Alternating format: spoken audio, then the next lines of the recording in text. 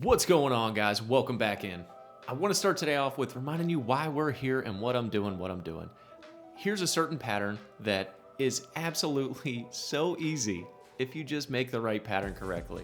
And I had a friend of mine try this out, and in his defense, he did not have a plan too much. He just kind of looked and fired, and I know this card like the back of my hand for other reasons, which I'll get into in another video.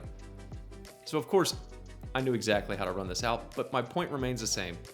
Choosing the right patterns in 8-ball just make things so much easier, man. And this is again why pros look so good. Today we're gonna be doing another pattern here, something interesting that I thought it was anyway, and it might look extremely basic, but it's gonna reveal some concepts to us about how the rock's gonna move in certain situations. Now, so far, I've been trying to make these patterns so freaking easy that anyone without any spin at all can get great shape and make things look really easy.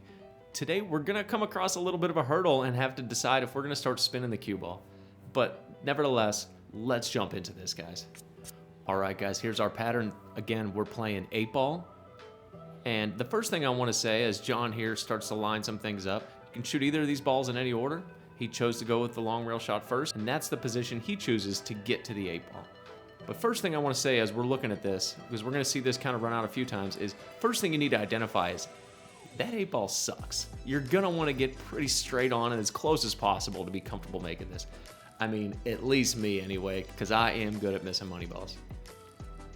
Now we'll see again he goes with the long rail shot to get to the short rail, and you'll see he's coming, two things are happening. One, he's getting very close to position on the 8-ball, and two, he's crossing the line on the pattern.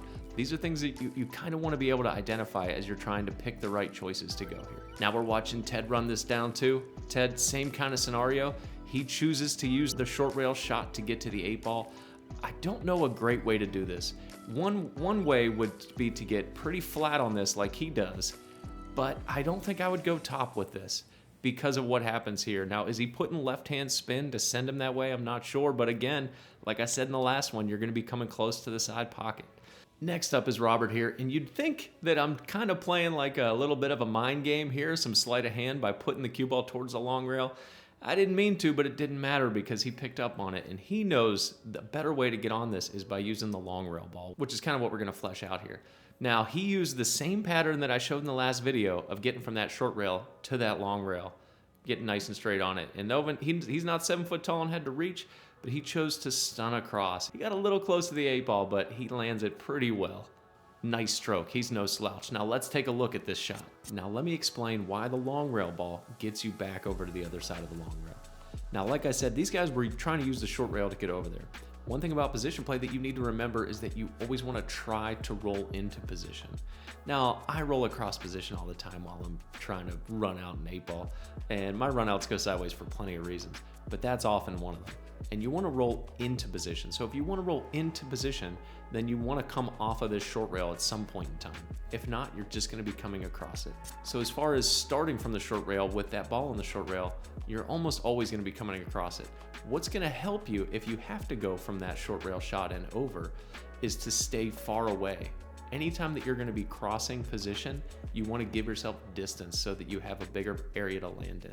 Always remember that. Now, as far as using the long rail shot and why it is because if you follow it, you're going to come off the short rail and over, and you're going to be kind of heading down in that direction. And like I said so far, I've been doing a lot of this stuff, trying to pick easy patterns where you only have to use center ball and you don't need a lot of skill or a lot of spin.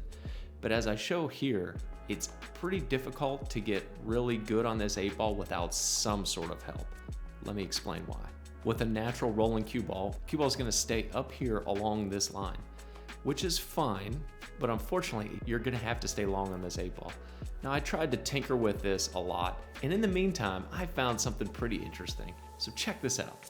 John and I are trying to set up some sort of angle on the long rail shot from the short rail. And I don't know if we're just brainwashed by my last video and how well this shape works. Guys, look at this. Oh, it feels like no matter where we put the freaking cue ball, it is always gonna shape that ball, which is the homing pigeon technique I taught you in the last video. Now, I don't have a foolproof way to get through what we're doing here, but we are gonna flesh some things out. Now back to this position. So if your angle's gonna stay tight up here, what can we do to change it if we're gonna start introducing spin? Now, introducing spin is something that I wanna flesh out as far as your patterns and the line the cue ball takes. I have my own philosophy on this that I'm gonna be releasing in the next video, guys. Stay tuned for that. But let's look back at where the cue ball wants to go with a natural angle from that long rail shot. How can we change that? Well, first, if you're gonna use spin, take the low-hanging fruit and the easier spin, which is just top and bottom, no English, or side spin. So what can we do for this? We could stun it straight across with some draw, like Robert did, and you'll come directly across the shape. And he also got very close, but he hit it right. That guy's good. But if you're gonna stun straight across, just try and keep it high so that you have a little more room for error. Another thing you could do is start adding topspin. Now, what's topspin gonna do? I'm asking you right now as you're looking at this shot. Here's the natural kind of angle that we've already shown. What's topspin gonna do, and is it gonna help us? And let's look at what that actually looks like for the shape. Something I'm gonna go into great detail in the next video is how the top and bottom, left and right, change your line off of the cue ball and off the rail. So if we look at this, topspin is gonna bring that angle closer and hit up here. So far natural, we usually hit the center diamond. So now if we bring this angle in this way, it's gonna get us closer to the 8-ball. Does that make sense the way I have it on there for you? So topspin is gonna help us, and I tried to do everything I could to do this with natural. I could even get us over there with the butt of my cue, but I'm telling you, I gotta work on my long game with that. But in this situation, using a little bit of topspin will still keep us at least going into the pattern, not perfectly, but still into the pattern rather than straight across it. And that should be our best way to get into this 8-ball.